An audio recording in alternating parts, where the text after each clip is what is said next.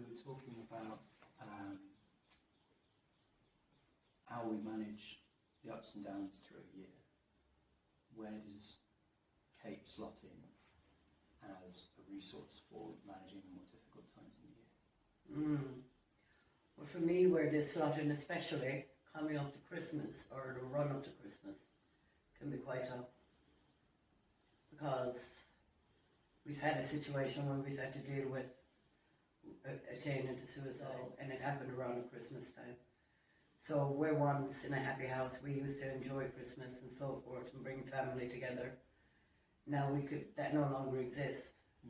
So that's one of the downsides for the whole entire family ever since, because Christmas doesn't really exist in a sense anymore. It's not joyful, it's not allowed, whatever. So it's very difficult. So for me personally, I need to be in this kind of safe environment, safe bubble, safe people that I can come to, and I can how I feel when I feel it choking me up and it's becoming too much. Without that pressure of the season, Without the family putting the pressure of the season on me and expecting me to forget what went on and try to carry on normally. That's really not possible.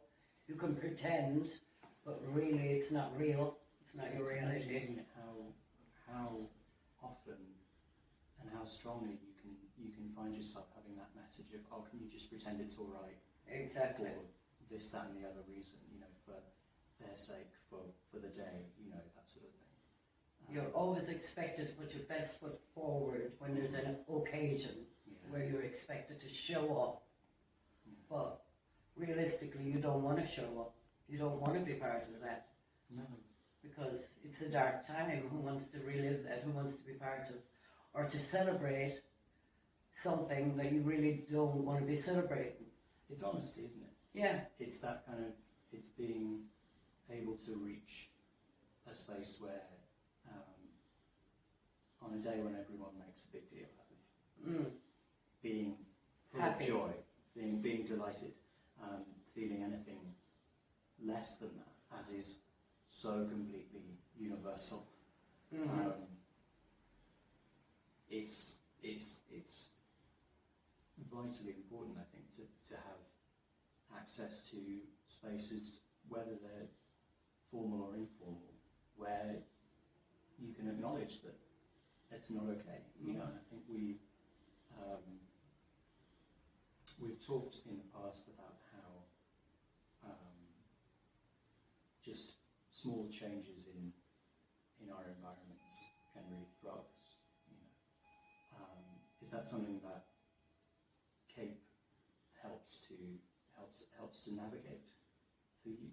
Yeah, it is for me, kind of. For sure, because before I had Cape, my thinking was not aligned with the way I wanted it to be. It's still not, but I'm getting the tools with every week that passes by. Get a new tool dropped in a little toolbox.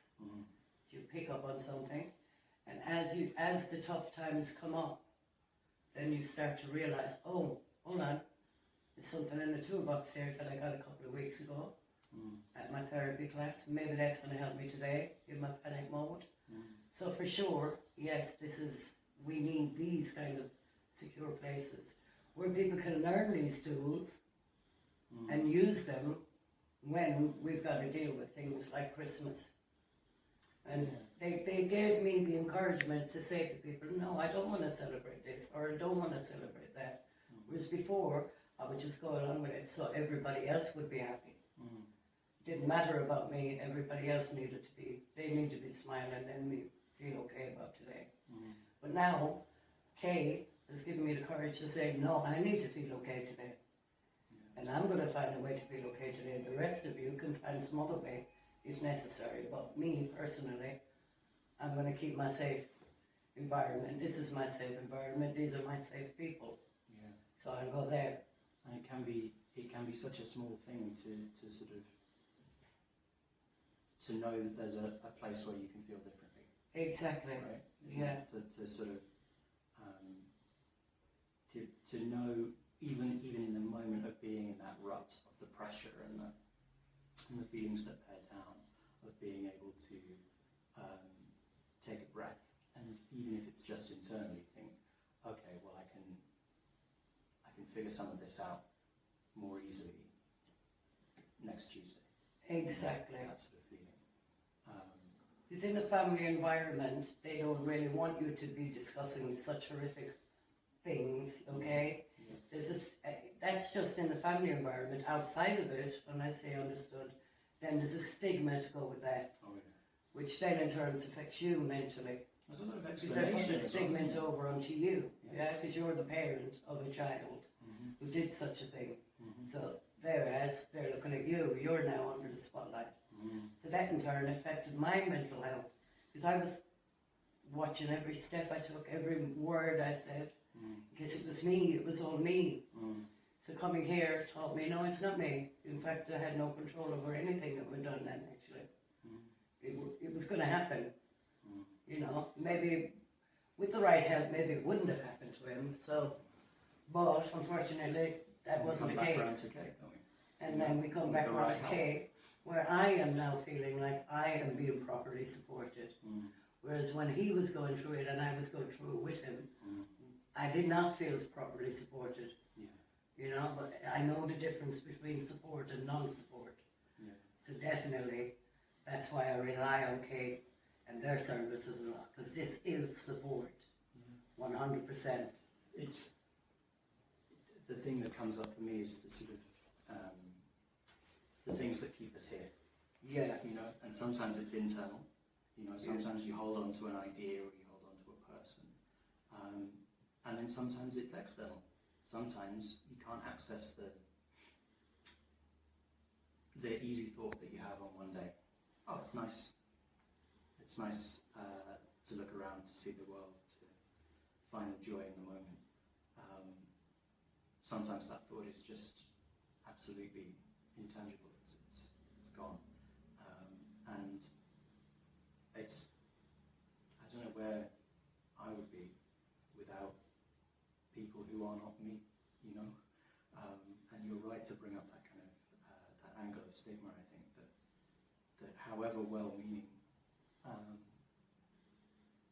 people may be, as a whole society, we haven't yet got to a point where it's entirely without pressure to exist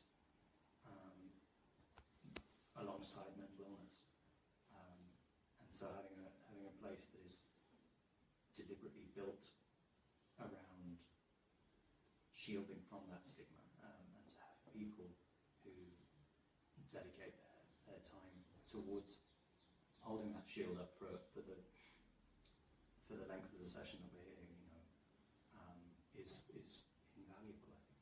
Mm-hmm. What's invaluable for me is I can actually come in here and I can say out loud the word suicide, Yeah. and I'm not going to get anyone to look at me like, ooh, Yeah. or ooh, but she's scary, we best stay away from that subject. That doesn't happen here. You can Outside speak of here, without that'll interfering, happen. can't you? Yeah, and the people are receptive to that kind of information. Outside of this environment, they're not very receptive to that kind of information. It doesn't land very softly, but when I'm around like-minded people, it lands better, and they get it, and I can express it, and I can let it out. Keeping it in was making me very sick. Like they say, secrets keep you sick. I believe that.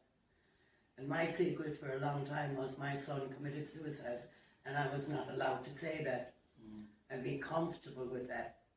But in such places like this, I can say that, and I can be comfortable with that and not be judged.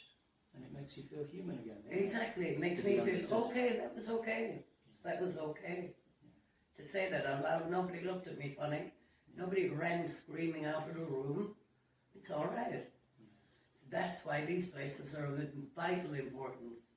Because there's no place else that I could possibly go on the planet that will allow me to express myself in a way that I can when I come here. So I depend upon this. I always refer to it something like a life support machine. Like when my son's life ended, it ended actually on a life support machine. So when they switched it off, I always, in my brain, it's like they switched me off too. But when I found Kate, it was like I got plugged back into a life support machine. So now they're keeping me in my oxygen. They're my oxygen. That's where I get my information from, my air, the real information that I need to survive this and get through and get under this, whichever way.